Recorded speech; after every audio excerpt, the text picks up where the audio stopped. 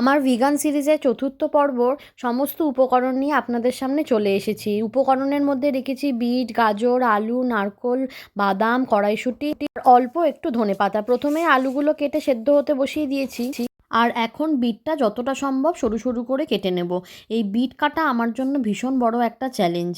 উপকরণ দেখে হয়তো অনেকে আপনারা বুঝেই গেছেন আমি কি করছি, আর এই বিট কাটলে দেখুন হাতগুলো কেমন লাল লাল হয়ে যায়, সেটাই দেখালাম। একইভাবে গাজরগুলো সরু সরু করে কেটে নেব। আমার পছন্দ এইভাবে কেটে নেওয়া। অনেকেই সেদ্ধ করে বিট আর গাজরটা সেদ্ধ করে রেসিপিটা করে। আমাদের বাড়িতে কিছু অতিথিরা আসবেন, তো তাদের জন্যই স্পেশালি এটা বানানো হচ্ছে।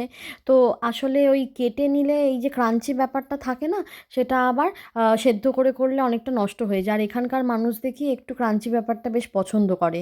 এখন এই যে মহারানী আমার কোলে চলে এসেছেন, ও আর থাকবে না একা। তো যাই হোক, একটা গাজর হাতে দিয়েছি, ও সেটাকে একটু মুখে নিয়ে খানিকক্ষণ নাড়ানাড়ি করবে। এরপর বিট গাজরটা মোটামুটি অর্ধসেদ্ধ হয়ে গেলে ওপর থেকে আলু সেদ্ধটা দিয়ে দিয়েছি। আর ভেজিটেবল চপ করছি, আপনারা তো বুঝতেই পেরেছেন। তো ভেজিটেবল চপের মশলাটা আমি একটা কন্টেনারে করে রেখে দিই, নাহলে এই বিট গাজর কেটে আবার ভেজিটেবলের চপের মশলাটা বানিয়ে অনেকটা সময় লেগে যায়।